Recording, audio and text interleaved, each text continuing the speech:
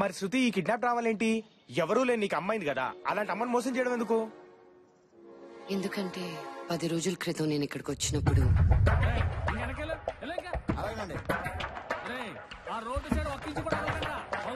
Excuse me, శృతి గారు మీరేంటండి అక్కడ? Cinema shooting జరుగుతుందండి. ఏంటండి ఇదంతా?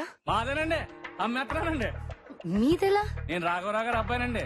ఇది కట్టించిన మా నాన్నగారే కదండి. ఆయన పోయిన బిజినెస్ బాగా దెబ్బతిందండి. చాలా చాలా చేశానండి, ఏది కలిసి రాలేదండి. సులభ కాంప్లెక్స్ కూడా కట్టించానండి. ఆహా, డబ్బులు ఇచ్చి ఒంటి వెళ్ళిపోయడానికి మనసు రాదు కదండి మనకి. ఫ్రీగా రోడ్డు మీద పోసేస్తారండి. బాగా అప్పులు అయిపోయినండి, అందుకే అమ్మేస్తున్నానండి. కానీ ఇది మీ నాన్నగారు డొనేట్ చేశారండి. చూశానండి, రాతపోతలే లేవండి. అందుకని అమ్మేస్తారా? ఇది ఆశ్రమం మాత్రమే కాదండి, మీ నాన్నగారు ఆశయం కూడాను. చూడండి, డబ్బులున్నోడికి బోల్డ్ ఆశయాలు ఉంటాయండి.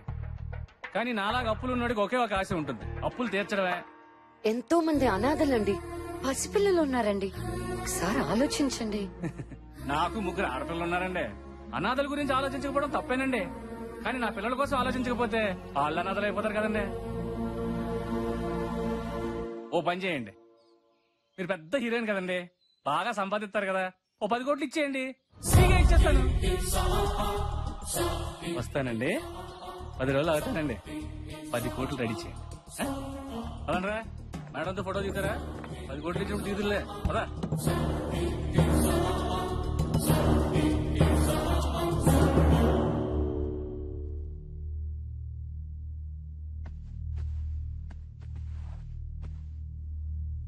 ఏమైందమ్మా?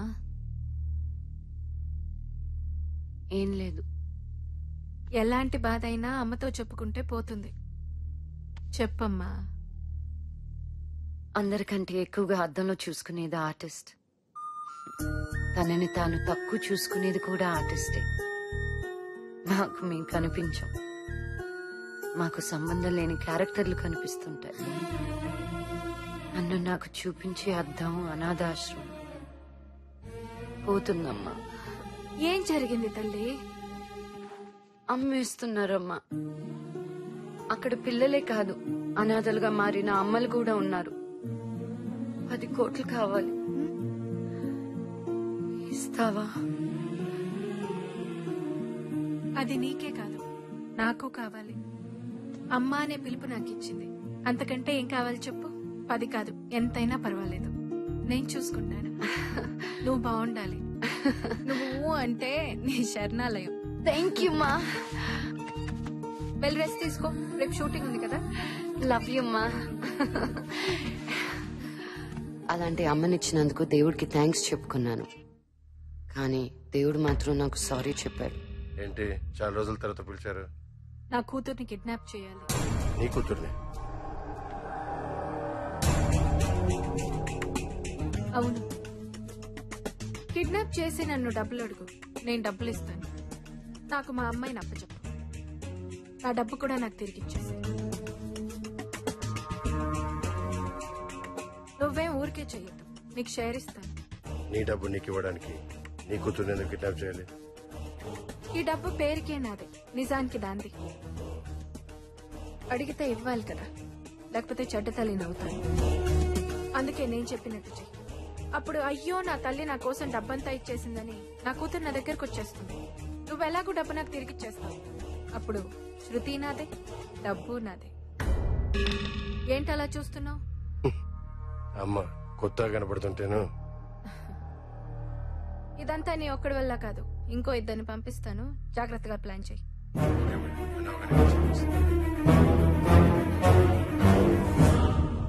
అమ్మ మంచిది కాదమ్మా. ఇది ఇంకెవరైనా చూసారా? లేదమ్మా. ఎవరికి చూపించద్దు, నువ్వు వెళ్ళు.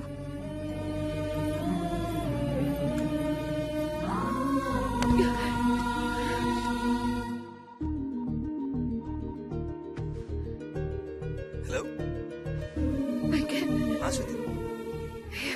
ఎక్కడున్నావు? ఏమైంది? అర్జెంటుగా నేను కలవాలి. భయంగా ఉంది వెంకట్, ఏడుపు వస్తుంది. What happened?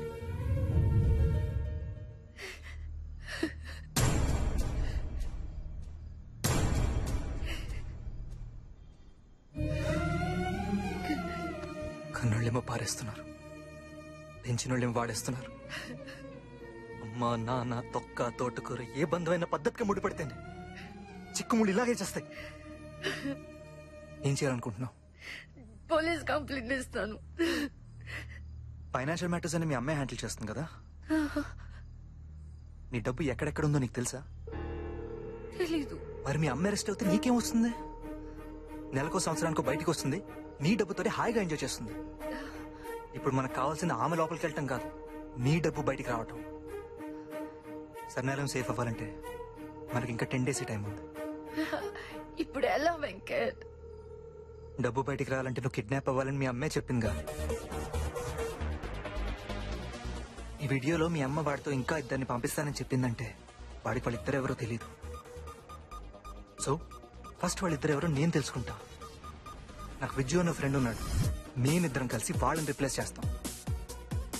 As it is kidnap plan follow అవుతాం. మీ అమ్మ ఆ గుండుగాడికి డబ్బు ఇవ్వగానే అవి మనం కొట్టేద్దాం. కిడ్నాపర్స్ నేను ఉంటాను కాబట్టి నువ్వు సేఫ్, డబ్బు సేఫ్. ఓకే? ఎల్లుండే కానీ పుట్టినరోజు, ఆ రోజు ప్లాన్ చేద్దాం.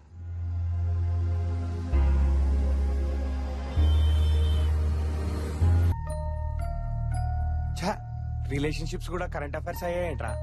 అమ్మ ప్రేమ కూడా కల్తీ అని తెలిసాక అనాథ బతికే బాగా అనిపిస్తుంది బా.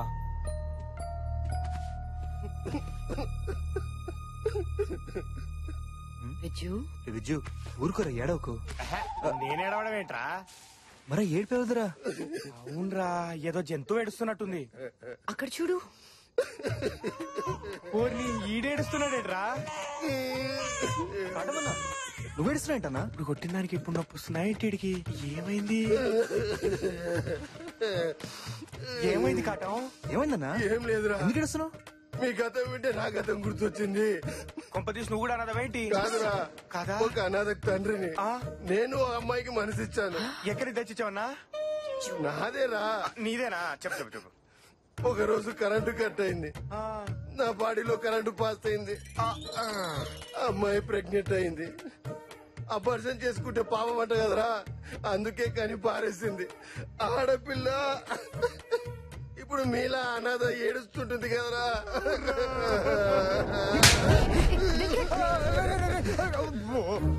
అబార్షన్ చేస్తే ఓకేరా?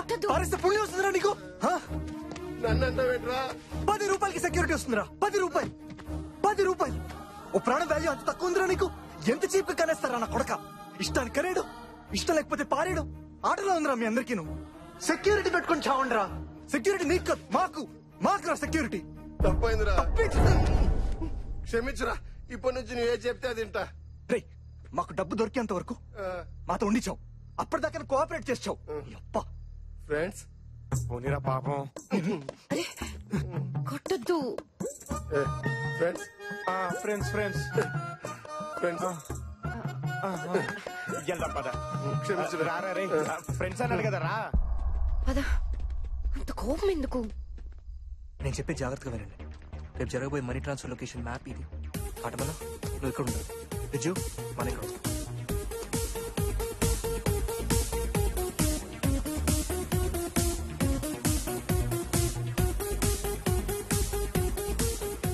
మనం ఇలా చేస్తే సేఫ్ జోన్ లో ఉంటాం.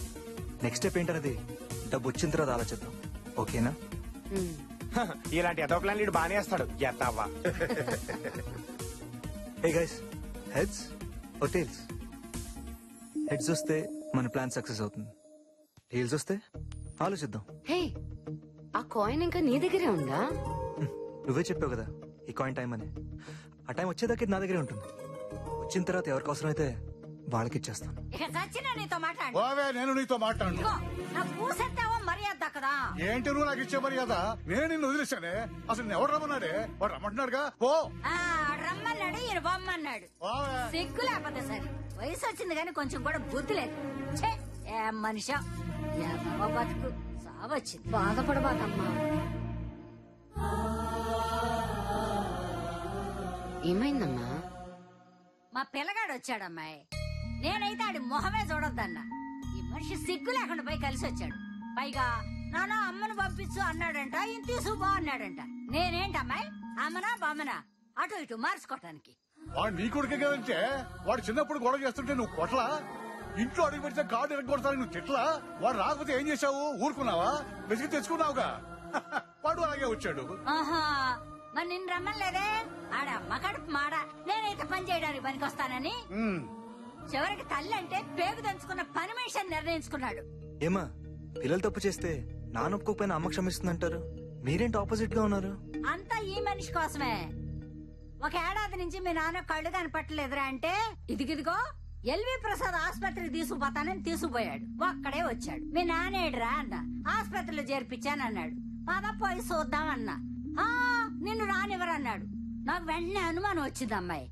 అట్ట పోయి చూద్దురు కదా, ఈ మనిషి రోడ్డు పక్కన పడి ఉన్నాడు. నా కడుపు తరుకు బాదు.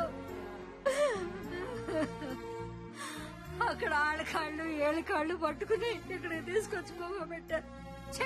కొడుకులు గంటాగానండి అబ్బాయి. అంత దొంగ నా కొడుకులు.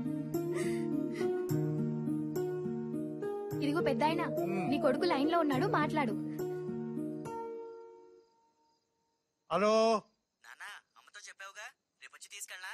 రే, మేం కలిస్తే పుట్టిన నా కొడక, మమ్మల్ని వెడగొట్టాలనుకుంటున్నారు నువ్వు? అది కాదు నాన్న, నేను చెప్పేది. చచ్చాకి పెట్టే కొరియు కన్నా బతడానికి పెట్టే అన్నం ముద్ద గొప్పదిరా. మీ అమ్మ నా ముద్దరా. నాన్న, నేను చెప్పేది కొంచెం అర్థం చేసుకోండి. రేయ్, మేము తలుచుకుంటే మళ్ళీ పిల్లలకి అంటావురా, కానీ మీరు అమ్మా నాన్నలు కలగలరా? ఎదవా, పెట్టారా ఫోను?